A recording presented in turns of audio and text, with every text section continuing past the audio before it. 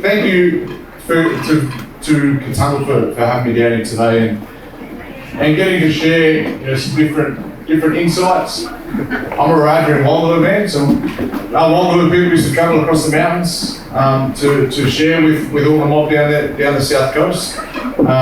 So my people have been walking these footsteps as well for many years, and then grew up in Wiradjuri country and based in Wiradjuri country now. So super thankful to be able to be here, to be able to share space with some people that we're just looking for connection. Now, when we look at what connection is and how connection is, without us knowing connection and the ability that connection has, connection can be and is the biggest contributor to healing in our communities. As Aboriginal people particularly, we've been connected for at least 120,000 years.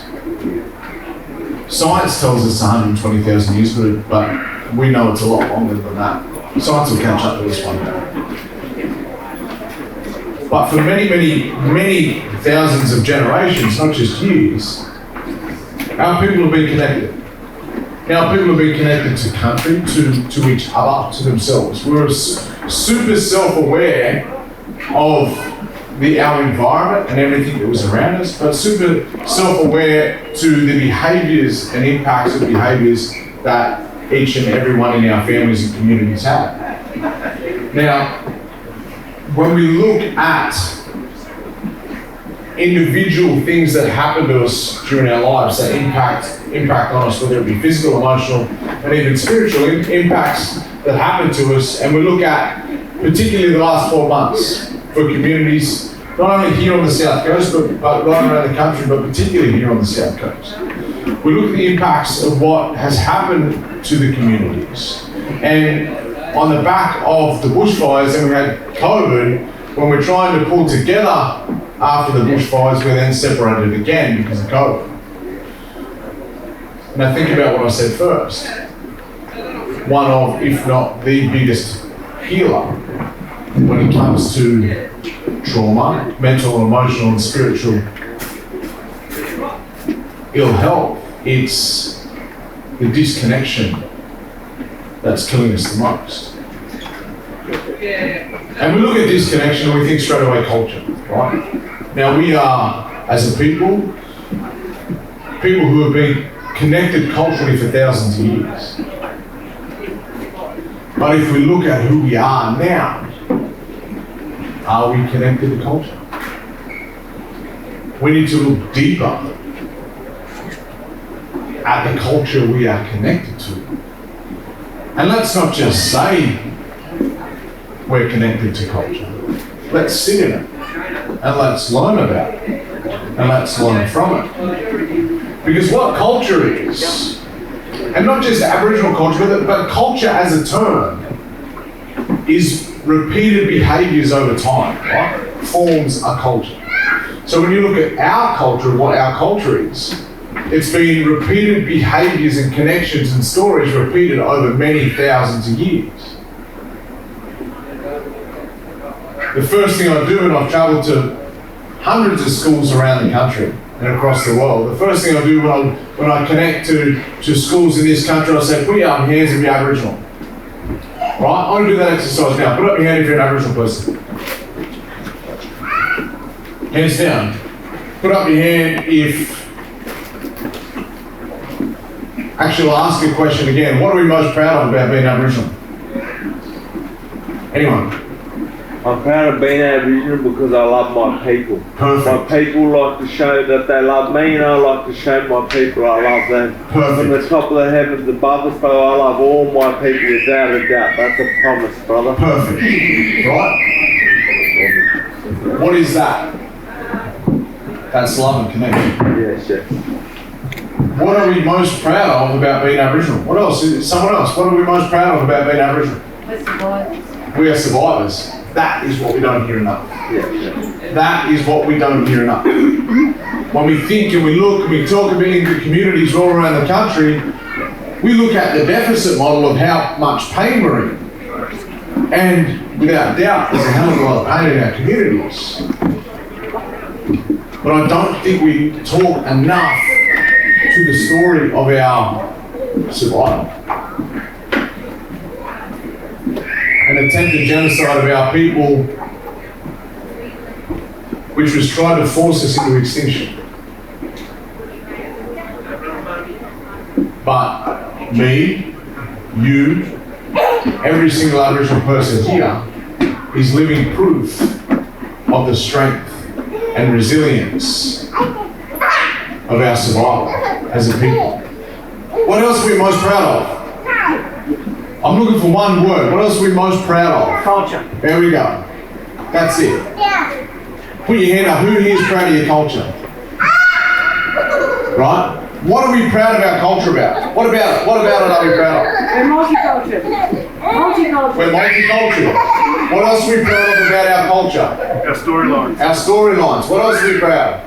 Well, in kind of the social context, I reckon we're proud of ourselves because we look after who we are. The ones that really care enough, get out there and look after everyone, all our people that need help, love each other, because we are clan groups, we are this, that. But we all come together to give each other something. That's what more. We want to be family. So I'll talk to that, Johnny, right? Family. I'll talk to that. We're one big family. We're over 500 separate nations around the country, 2,500 different dialects of language. But we are what you call a collectivist society. Now what that means is that we look after everyone else before we look after ourselves. It's like a responsibility. I was talking to I went and saw the movie High Ground last night. The movie set in Arnhem. And I was talking to two sisters from Arnhem last night after the movie. And I wanted to translate the words please and thank you. And she said, we don't have please or thank you. In all of the different languages throughout the Yolngu culture, throughout Arnhem, they don't have words for please or thank you. Why do you think that?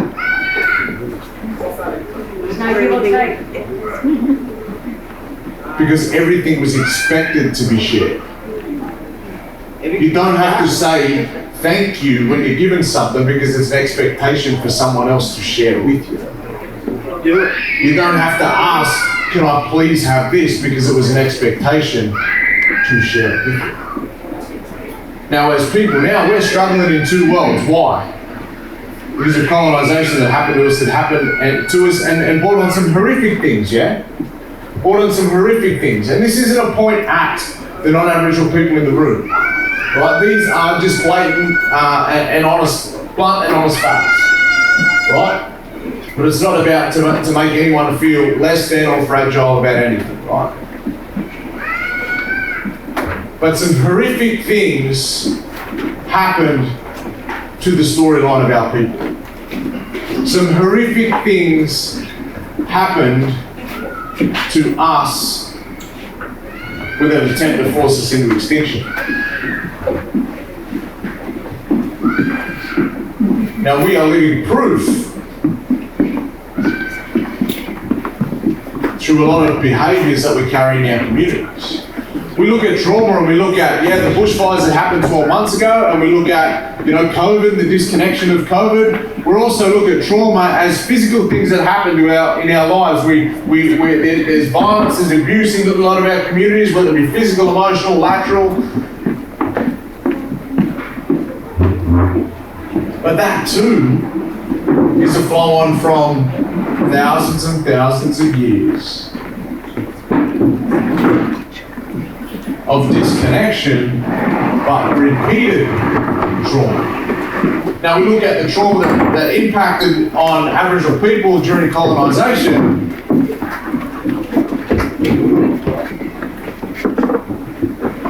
And what we're doing is we're handing that down through the genetics of who we are, through our bloodlines of who we are. And we're at a point where we're also passing those type of traumas to each other. Now we look, and that question was, what's the most thing we're proud of? We're proud of our culture. We're proud of being Aboriginal. But a lot of these behaviours that we're turning to aren't part of our culture. to heal as a people, we need to connect to each other. We need to go back to learning about the old ways. And I hear that all the time. They say, well, what, are you going to go and live in the bush? No, I don't go and live in the bush. I'm a hunter and collector. I just do it at Woolworths. We're going to learn to walk in two worlds. But learn about the values of them old ways. It's the values that forms our culture. It isn't the dance. It isn't the dish. It isn't the paintings. They're a product of stories. And it's the stories that form our culture. Literally, it ain't a huge scientific method in healing trauma. It literally takes sitting down, connecting with people, validating their pain, and sharing tools to be able to get through it. By sitting, connecting, learning, reflecting about our old culture, it's having all sorts of impacts on our brain. It's like a big mop and a sweeping tool that goes through our brain that clears all the neural pathways in our head. Don't worry about the science side of it. Don't worry about that stuff. Worry about the connection. We always talk about how connected we are as community, but what is community? Community is this, right? But as a community, not this community, every community, we are the most disconnected that we've ever been. In the history of humankind, we are the most disconnected we have ever been. Why? Because we don't gather like this. We sit and we judge. We'd rather put it on Facebook. All of that is just a reflection of our pain. We're running away from pain with alcohol, with drugs, with violence. How we heal that is through the opposite things to do. I talk a lot about pain, and we look at pain, we always try and run from it, don't we? When we're in pain, we try and run from it. The only way we can learn to live with it is if we step a little bit closer to it. The reason we get ourselves in trouble is because we run from it. And when we run from it, it chases us. And it finds us. And it beats us into a corner with the noises that happen inside our head. When the pain comes, step a little bit closer to it. I always say, don't look at what, look at why. The pain is a signal for something else. The signal is the why. When you break your leg, it hurts. That's the signal. The pain is the signal for the broken bone.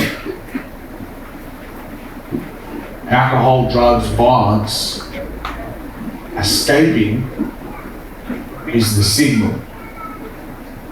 We need to find the why. The only way we're going to find the why is if we step a little bit closer to it, have the uncomfortable conversations, and start to wrap each other with love. Start to wrap each other with love in our communities. So for me, I go around and I teach kids not about culture, about values. The 5 values that are aligned with my organisation is love, care, respect, humility, compassion. Now, wherever you are from, right across this country, I don't care where you're from, what nation, what land, what country, every single one of our stories have those values. Now, if in over 2,500 different dialects of language, there's no word for suicide or take your own life. tells us it wasn't there. It's because them old people lived by the values of those stories. Homework for today. Learn those stories. Learn other people's stories. And share the values of those stories. I'll be around today. Happy to chat with anyone. If anyone wants to have a yarn, come up and join me and let's share some space and let's bring some real healing to our community. So thanks guys, thanks a lot.